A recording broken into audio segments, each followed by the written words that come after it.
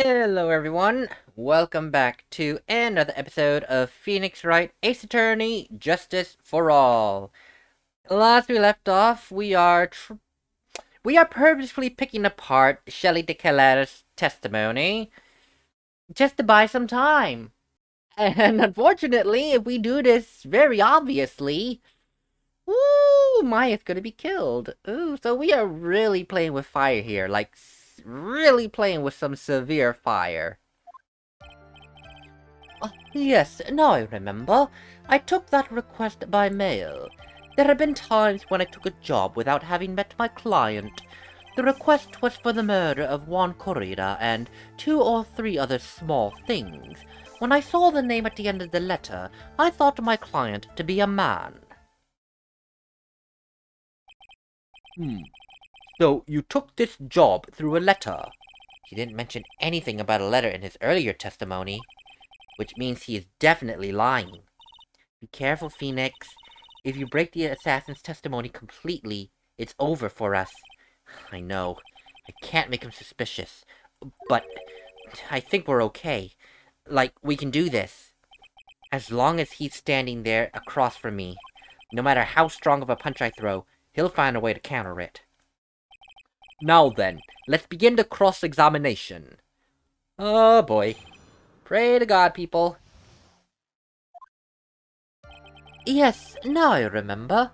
I took that request by mail. But didn't you just say you always meet your clients? Yes, I suppose I did say that.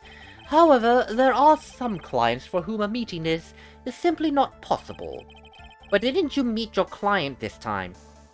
No, I did not. Oh, come now. Let's start with this game of cat and mouse. Using your silkiest voice is not going to work on me. Alright then, just cough it up and confess. Mr. Wright, you can't badger a witness with such harsh testament words. You're a lawyer, so behave like one and present evidence instead of mindlessly yelling. Now then, do you have any proof that Mr. de Calaire met with his client? Ew. Technically we don't. I'm sorry, Your Honor. Unfortunately, I don't have any proof. I see. Then your line of questioning was just another waste of time. Sadly for us, Your Honor, that is the nature of right and wrong. There have been times when I took a job without having met my client. And why could you not meet certain clients? Recently, I have been receiving more requests. If I met each and every client, I would lose some nice business opportunities. Nice business opportunities? On top of which, the times have changed. It is now the age of information and computers, correct? Well, I have joined the times, and now take requests via electronic mail. Electronic mail? Do you have to mail that in a specific insulated envelope? Ah, I am very sorry. I despise the shortening of words. What I meant by electronic mail is what is commonly referred to as e-mail. E-mail? In a contest of mimicry, the judge would beat a parrot, hands down. Anyway, so you took this job without having met your client, and... The request was for the murder of Juan Corrida and 2 or 3 other small things. 2 or 3 other things? Yes. And what were these other things? A few other things that have nothing to do with this case. What should I do? Should I let him slide with that? It'd be really bad if I pushed his buttons the wrong way and he got mad.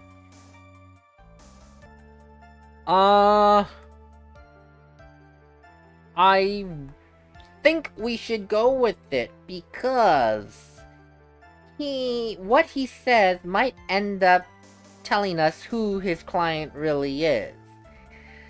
Oh, we are really... You know, we've been playing with fire this whole time since the Kalel came to the stand. What's the harm in going just another inch closer to the fire? What's the harm? Oh, God.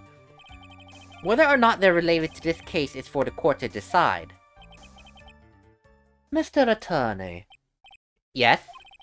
Everything I have said from the beginning has been nothing but beneficial to your client, which is why I wonder what is pushing you to continue with this cross-examination. Could it be? Could it be that you are planning to betray your own client? I smell the stench of a backstabber, and should you turn out to be one... Whoa, wait! Oh, this is looking really bad. I should have pressed my luck. Alright, I have to think. Is this worth pursuing? Clearly, Mr. de Calais is not an idiot. Oh, he knows what we're up to. The fact of the matter is, look, if we just boil it down to the nitty-gritty, minus this whole thing, the fact remains, he said that his client ordered a hit job plus 2 or 3 other things. Since this is within the realm of the hit job, what were those 2 or 3 other things? Because it came in a package, it's a package deal with the murder. So, we need to know what else was part of the hit. Witness, this is a very important matter. Please cooperate and tell us what these other jobs your client requested were. Well, if it's truly that important, I suppose I don't have much of a choice. The bear figurine. The bear figurine. After the assassination of the target, I was to find that figurine. I was told that this job was just as important as the actual killing. And where was that figurine? It was inside Mr. Corrida's suitcase. And then what did you do next? I handed it over to my client right away. You gave it to your client. Interesting. This information certainly sounds important to me. Witness, please include what you have just stated in your testimony. As you wish. One of these was to find the bear figurine and to give it to Miss Adrian Andrews. I found this figurine at Mr. Ungard's mansion. If you gave it to Miss Andrews, then what was it doing there? I was waiting for her there. That was also part of the plan, to frame Mr. Ungard, I'm sure. That does make sense. Well, Mr. Wright, do you have any problems with this piece of testimony?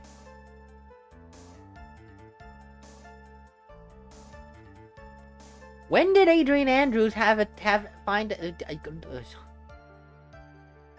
Okay, well, I shouldn't say that, because Adrian Andrews, yeah, it's possible. It was at least 2 days before we went to the trial, so she could have easily went there and planted the thing. Under theory, again, we know she's innocent, but under theory, that's possible. Oh, wait a minute, what am I saying? If she had it, she wouldn't have bothered to plant the evidence right there. Remember, she knew that Celeste's supposed suicide note was in the bear. And remember what she wanted to do with it? She wanted to put it to the lighter and set it ablaze. If for even a second that Adrian Andrews had the bear in her hand, she would have opened it up, taken the note, and burned it. We would not even have the fake suicide note in our hands. No! Oh no, wait a minute, this could go really bad. Oh no, if I point out this contradiction, we're not playing with fire anymore, we're literally in the fire, burning to high hell.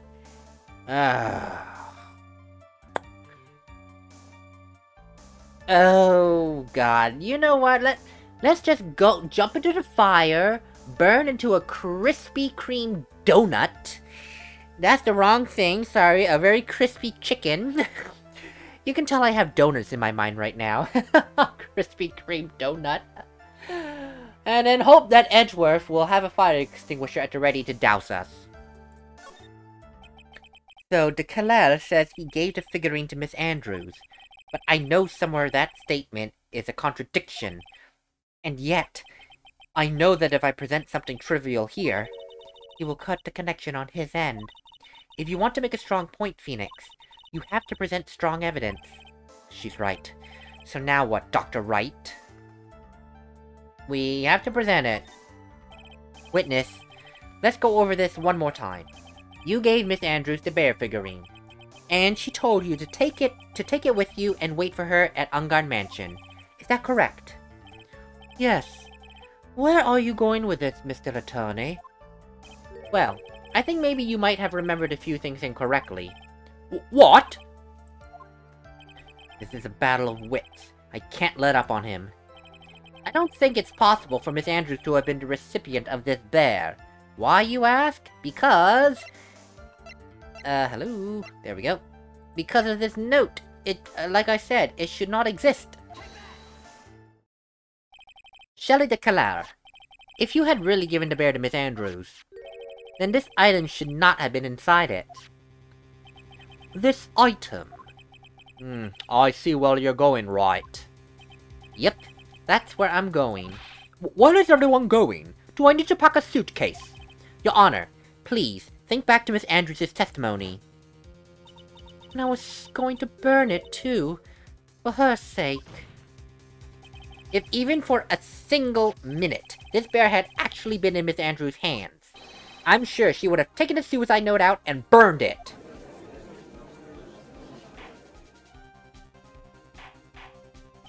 Order! So that's where you two are going. So by the very fact this suicide note was still inside the bear, it tells us that your client didn't know how to disassemble the puzzle. Which means? It means, Your Honor, that it is impossible for Adrian Andrews to be the client. Who? Order! Mr. Phoenix Wright. I'm sure I mentioned this before, how I hate traitors above all else. I think your cross-examination has clearly demonstrated something to me. You must wish to break your end of our agreement. No, that's enough. If that is your intention, then there is only one thing for me to do. Wait, please! Gentlemen, ladies, please excuse me. I believe I have a matter I must attend to.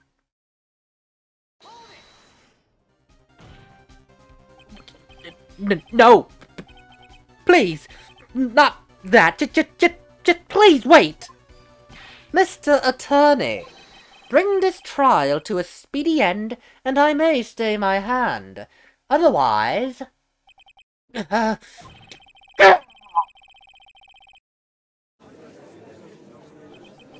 What in the... Mr. Wright, are you? Mr. Edward. Yes, Your Honor? I didn't understand this witness's outburst just now. Do you think there is a need to hear more testimony, or is this enough? Well, we should. Edgeworth, please. We can't do this anymore. If we keep this up, Maya, she'll... The prosecution. What has come over everyone? Even you all. The prosecution rests. What is going on around here? The prosecution has no further questions, Your Honor. What?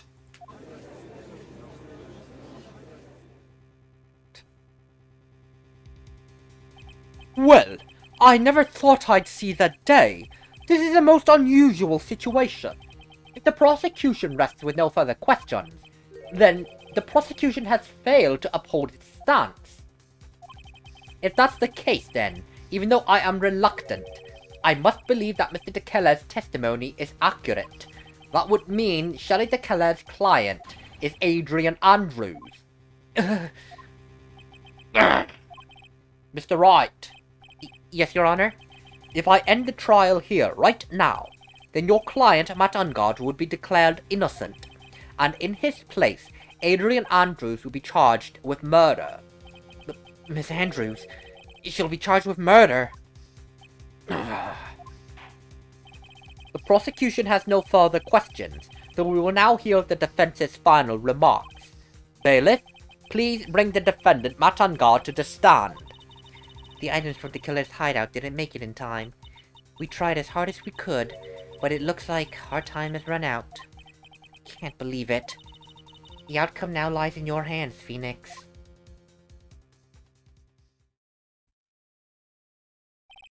Dude, did the old guy finally decide?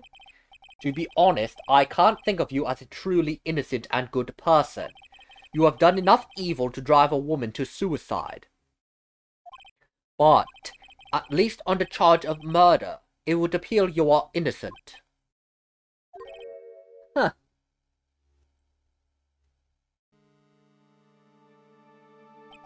So, I guess even the old fuddy-duddy figured me out.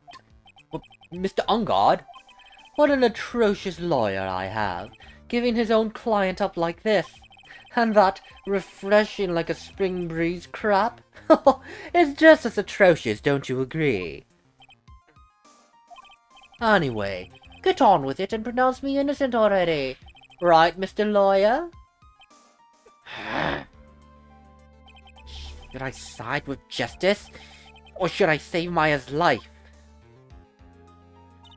You better get Ungard a guilty sentence, okay? But if I did that, Maya will die. But if I say he's innocent, then Miss Andrews will be charged as the murderer. Do I say he's guilty? Or not guilty? Either choice I make, someone's life is gonna end. It all hinges on what I choose. Now then, Mr. Wright, let's hear the defense's final statements on this matter. If the person who hired the assassin was Adrian Andrews, then your client, Mr. Matangard, is innocent. There's no need to ask, old man. After all, my lawyer is going to say exactly what I want, aren't you? Right. I can't do this. But I have to decide something. I can't count on the evidence to help me anymore. I have to listen to my heart. But my client, Matt Ungard is going to be decided in the next episode. I'm so sorry. It has to be decided later. No, okay, that's enough fake dramatics. No, but seriously, yeah, I'm gonna end the episode here because, even though I played this ages ago and I don't remember everything, I know we are very close to the end, and that part's gonna be a long time. I don't want to run the risk of this being a 1-hour episode. I really don't. So, as much as I do hate to do this, we're gonna end the episode here on a cliffhanger, and the next episode will more or less likely be the final one. So until then, later!